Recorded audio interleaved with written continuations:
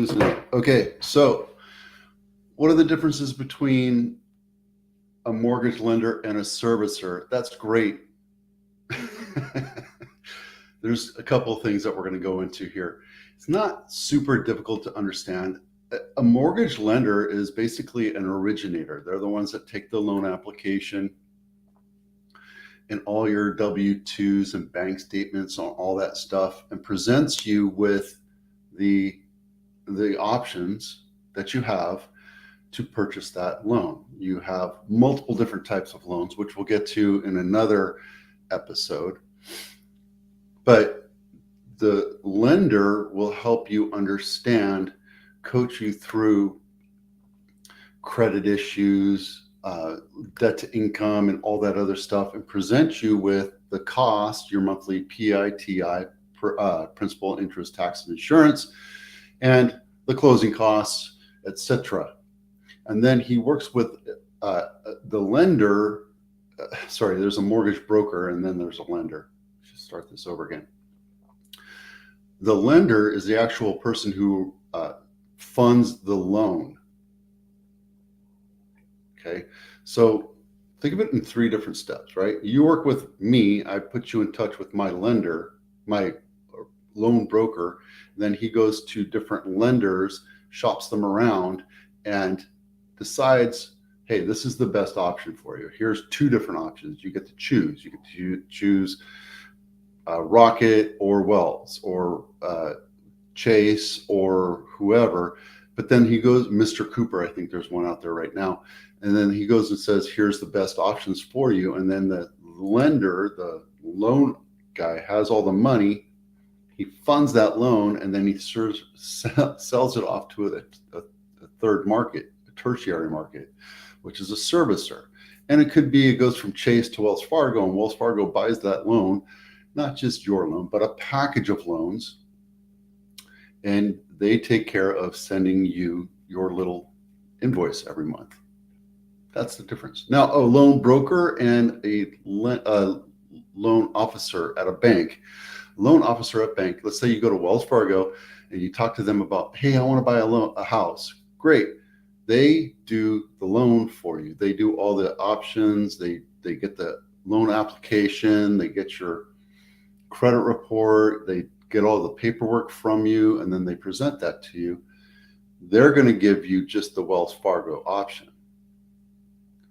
A loan broker has the option to go to Wells Fargo, to Chase, to Mr. Cooper, to Rocket, to all these different places that he has relationships with, he or she, and say, hey, what are the best shots? What are the best options? What are the best things for me today, right now, for this loan? And then they come back with the best pricing, and then he gets a list of different pricing, and he goes with the best options for you.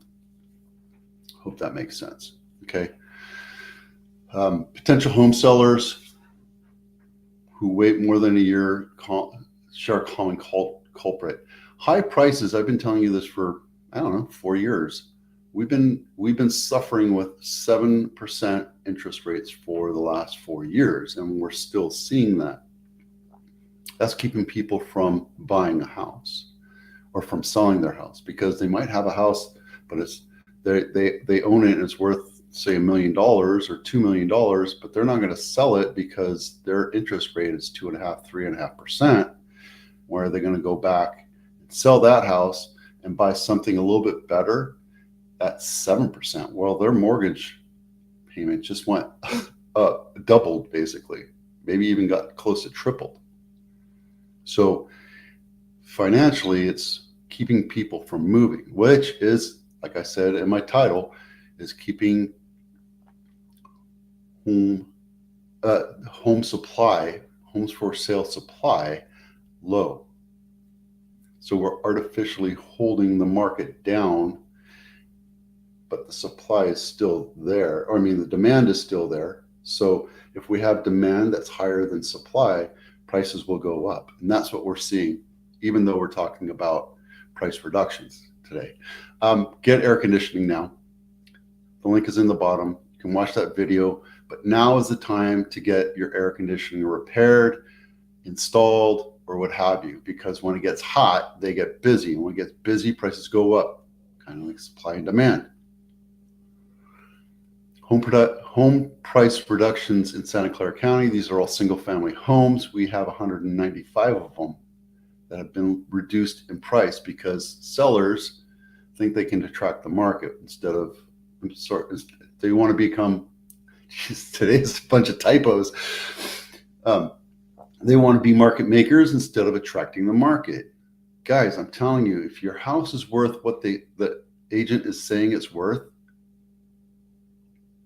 understand that that's what your house is worth. Don't come back to me and say, well, my house, my exact same floor plan sold for $300,000 more than what you're talking about 6 months ago. Well, 6 months ago is ancient history. We're talking about today, right? And by the way, that house might have had brand new kitchen where your kitchen might have been updated back in 1996. And your house smells like dog pee. And, right? So I'm going to give you a little bit of realistic expectations when it comes to that. Because if your house smells like dogs, my house smells like dogs. I know I'm not going to attract a lot of people with my dog smells. So Los Gatos House of the Week. The reason why I picked this is because it's a cute little ranch house, but it's $2.1 million and only 2-bedroom, 2-bath. Loma Alta Avenue, not my listing, 1,183 square feet, built in 1956. If you want to live in luxurious Los Gatos, you're not even close to downtown. You still have to get in the car or maybe walk, but by the time you get back, you're cold and tired. Not a whole lot to this house. And guys, ooh, look at that. There's a option for you to do some serious work. I don't know, $2 million for a fixer upper? No thanks. Okay, this is the highs and lows of the week. We have some crazy things going on. This is the sold prices are nothing abnormal, but I got some other things I want to show you. This is Hilltop Drive in Los Altos. This is the most expensive home sold in Santa Clara County this week. Not my listing. 4 bedrooms, 6 baths, 4 full and 2 half baths, 6,300 square feet and 1.2 acres. Built in 2015. This thing's gorgeous. And if you know Los Altos, it's right off 280. It's a beautiful house. It's minor $2 million. Let's go and take a look inside real quick. This thing's gorgeous. Whoever bought this is going to be happy until the first mortgage payment comes due.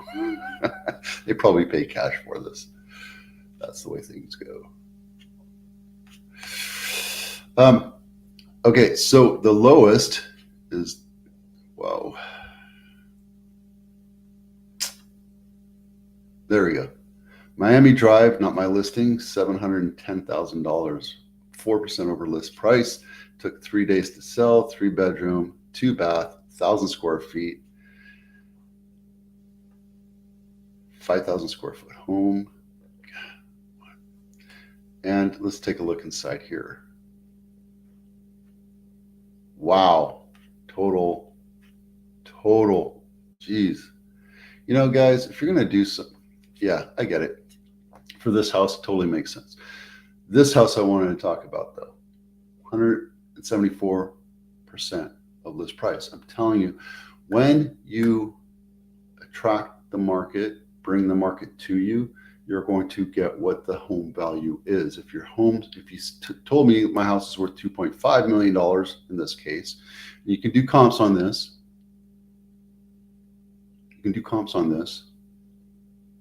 And I'll tell you it'll be worth about 2 to 2.2. If you tell me let's list it at 2.5 and wait, you're going to be on market for 100 days, 150 days, and be frustrated.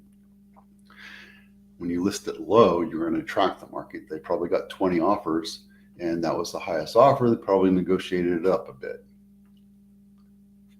Like this one.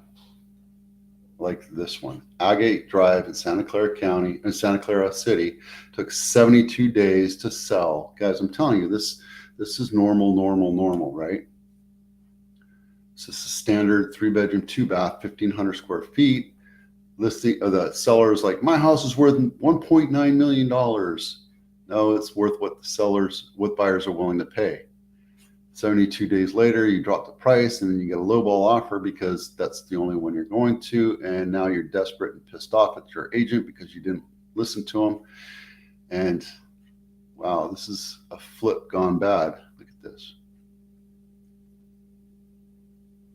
Yeah, this is a flip gone bad. They started with a kitchen, they ran out of money, and then didn't even do the backyard. They did a bathroom. They didn't do the other bathroom, or maybe they did. I don't know. This is confusing. So there you go. 72 days on market and sold for 34% of list price. That's not right. So anyway, there you go. That's it for now. Thanks for watching. I'm Vito with Abitano. We'll see you out there.